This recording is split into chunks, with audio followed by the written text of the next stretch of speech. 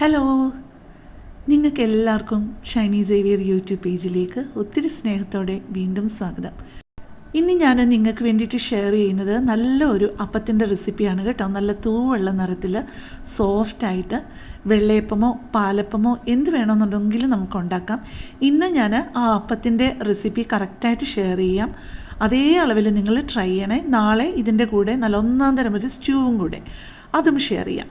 ഇപ്പം ഞാൻ എടുത്തിരിക്കുന്നത് അപ്പത്തിനുള്ള അരി ഒരു 2 കപ്പാണ് എടുത്തിരിക്കുന്നത് കേട്ടോ. 2 കപ്പ് ലെവലായിട്ട് അത് വൃത്തിയായിട്ട് 2-3 പ്രാവശ്യം ഒന്ന് കഴുകിയിട്ട് കുറച്ചധികം വെള്ളത്തിൽ ഒന്ന് കുതിരാനിട്ടിട്ടുണ്ട്. ഒരു 6 മണിക്കൂർ കുതിരാനിട്ടു.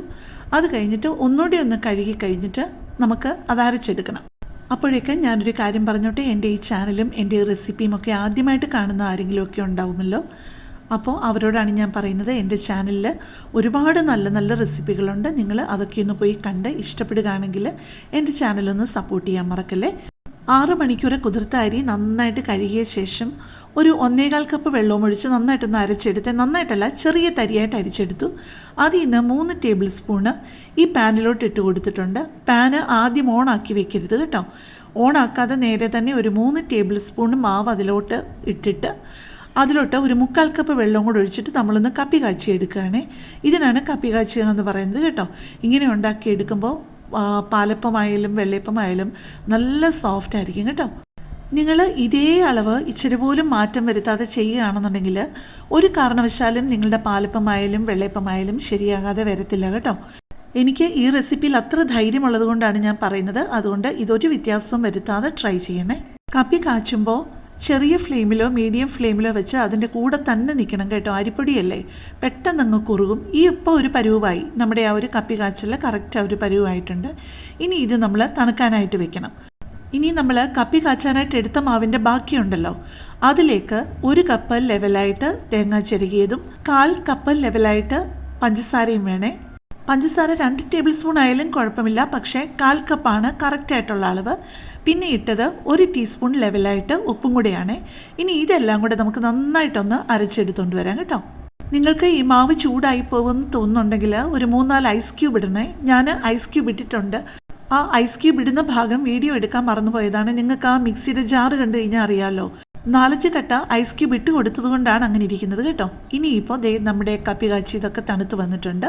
അതെല്ലാം ഇതിലോട്ട് ചേർത്ത് കൊടുത്തിട്ട് 1/4 കപ്പ് വെന്ത ചോറും അത് കഴിഞ്ഞിട്ട് കുറച്ച് ഈസ്റ്റും ചേർക്കണം. ഞാൻ എടുത്തിരിക്കുന്നത് 1/4 ടീസ്പൂണും ഒരു 2-3 നുള്ളും കൂടെ ഈസ്റ്റാണ് ചേർത്ത് കൊടുത്തിരിക്കുന്നത് കേട്ടോ.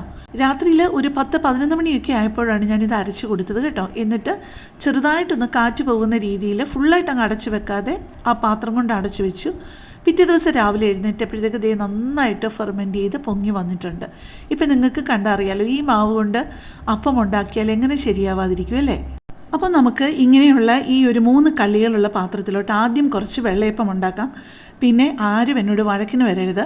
ഇത് ഓരോ നാട്ടിൽ ഓരോന്നാണ് പറയുന്നത്. ഇങ്ങനെ ഉണ്ടാക്കുന്ന അപ്പത്തിന് വെള്ളയപ്പം എന്നും പാലപ്പം എന്നും ഒക്കെ മാറി മാറി പറയും. പക്ഷേ എൻ്റെ നാട്ടിൽ വെള്ളയപ്പം എന്നാണ് പറയുന്നത്. അതുകൊണ്ട് ഞാനും വെള്ളയപ്പം എന്നങ്ങ് പറയുക കേട്ടോ. ഇങ്ങനെ ഈ വട്ടത്തിലെ കള്ളികളുള്ള പാത്രത്തിൽ എനിക്ക് ഈ അപ്പം ഉണ്ടാക്കാനായിട്ട് എനിക്ക് ഭയങ്കര ഇഷ്ടമാണ്. അതുകൊണ്ട് ഞാൻ വെറുതെ ഒന്ന് കാണിച്ചു എന്നുള്ളതേ ഉള്ളൂ. പക്ഷേ ഞാൻ സാധാരണ ചെയ്യുന്നത് ഒരു നോൺ സ്റ്റിക്ക് പാൻ എടുത്തിട്ട് കുട്ടി അപ്പങ്ങൾ ഉണ്ടാക്കുകയാണ് ഞാൻ സാധാരണ ചെയ്യുന്നത്. അല്ലെങ്കിൽ മിക്കവാറും പാലപ്പമാണ് ഉണ്ടാക്കാറ്. പാലപ്പം എന്ന് ഞാൻ പറയുന്നത് നമ്മുടെ ലേസുള്ള അപ്പമില്ലേ, കള്ളപ്പം എന്നൊക്കെ പറയുന്നത്. അപ്പോൾ നിങ്ങൾ പേര് കാര്യമാക്കണ്ട കേട്ടോ.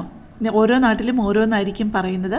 അപ്പോൾ ദേ നമ്മുടെ ഒന്നാം തരം വെള്ളയപ്പം നല്ല തൂവെള്ള നിറത്തിൽ സോഫ്റ്റായിട്ട് നിറയെ ഹോൾസും ഒക്കെ ആയിട്ട് അപ്പോൾ തന്നെ നിങ്ങൾക്ക് കണ്ടു കഴിഞ്ഞാൽ മനസ്സിലാവുമല്ലോ നല്ല സോഫ്റ്റാണെന്നുള്ളത്.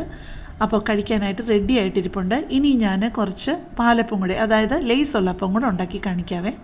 ഇപ്പോൾ കുറച്ച് വെള്ളയപ്പം ഞാൻ ആ പാത്രത്തിലോട്ട് എടുത്തിട്ട് ഞാൻ നാളെ കാണിക്കാമെന്ന് പറഞ്ഞില്ലേ ഒരു ചിക്കൻ സ്റ്റ്യൂവിൻ്റെ റെസിപ്പി. സാധാരണ ഞാൻ വൈറ്റ് കളറിലാണ് ഞാൻ സ്റ്റ്യൂ ഉണ്ടാക്കുന്നത്. പക്ഷേ ചിലപ്പോൾ ഒരു മൂഡ് തോന്നുമ്പോൾ കുറച്ചുകൂടെ മസാലകളൊക്കെ ഇട്ട് കുറേ കൂടെ നല്ലൊരു ഫ്ലേവറുള്ള സ്റ്റ്യൂ ഉണ്ടാക്കും. ഇത് മറ്റേ സ്റ്റ്യൂവിനെക്കാട്ടിലും ഇച്ചിരി കൂടെ മെനക്കേടാണ്. പക്ഷേ ആ മറ്റേ വെളുത്ത സ്റ്റ്യൂവിനെക്കാട്ടിലും അതിൻ്റെ ഇരട്ടി ടേസ്റ്റാണിത് കേട്ടോ. ഇപ്പം നമ്മുടെ നല്ല സ്റ്റ്യൂവും കൂടെ റെഡിയാക്കി ഒന്ന് സെർവ് ചെയ്ത് ഞാൻ നിങ്ങളെ കാണിക്കുക. അപ്പം നാളെ ഈ സ്റ്റ്യൂവിൻ്റെ റെസിപ്പിയുണ്ട്. ഇതും കൂടെ ഈ 2 റെസിപ്പിയും കൂടെ നിങ്ങളൊന്ന് ട്രൈ ചെയ്തിട്ട് എന്നെ ഒന്ന് വിവരം അറിയിക്കണം കേട്ടോ. ഈ ഒരു റെസിപ്പി എന്നല്ല, ഏതൊരു റെസിപ്പി ആണെന്നുണ്ടെങ്കിലും എനിക്ക് 100% കോൺഫിഡൻ്റ് ആണെന്നുണ്ടെങ്കിലേ ഞാൻ ഷെയർ ചെയ്യാറുള്ളൂ. അപ്പോൾ നിങ്ങൾ ഇതുപോലെ ഒന്ന് ട്രൈ ചെയ്ത് നോക്കണം കേട്ടോ. നല്ല ക്രിസ്പായിട്ട് അപ്പം വേണ്ടവർക്ക് നല്ല ഒന്നാം തരം ലേസായിട്ട് നല്ല ക്രിസ്പായിട്ടുള്ള അപ്പം ഉണ്ടാക്കിയിട്ടുണ്ട്. പിന്നെ എൻ്റെ മോക്കൊക്കെ ഈ ഒരു പരുവമാണ് ഇഷ്ടം, ഒരുപാട് അങ്ങ് ക്രിസ്പാവുന്ന ഇഷ്ടമല്ല. അപ്പോൾ ഇതുപോലെ ഒന്ന് ട്രൈ ചെയ്യാൻ മറക്കല്ലേ. അപ്പോൾ കൂടുതൽ നല്ലൊരു വീഡിയോയുമായിട്ട് നമുക്ക് നാളെ കാണാം. താങ്ക്